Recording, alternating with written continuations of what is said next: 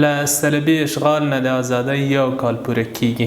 په پیل کې ټولو شهیدانو روح ته دعا کوو چې دغه سپېڅلې او جهادي مبارزه کې خپل ځوانۍ نذرانه کړلې او د خپلو وینو په قیمت یې دغه ارزښتمن نعمت چې ازادي ده افغانانو او دغه سپېڅلې خاورې ته وګټلو او ورپسې ټولو افغانانو ته د دغه ازادۍ مبارکي وایم. جالبه ورځ وه تیر کال چې په دغه ورځ باندې افغانستان له کومې تاریخي پړاو نه تیر شوی. احساسات نه بیانېږي، ډېر لوړ احساسات دي.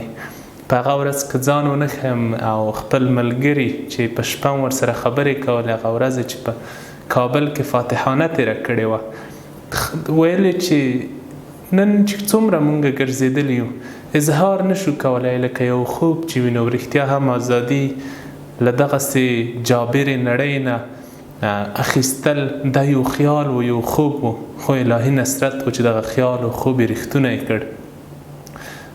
له ځانګړو خاطراتو ډکه ورځ وه. داسې یوه ورځ وه چې په الفاظو کې مونږ اظهار نشو کولی. دا د افغانستان په تاریخ کې یو رنګین باب دی چې تاریخ به هیڅ کله هم هیر نه کړي.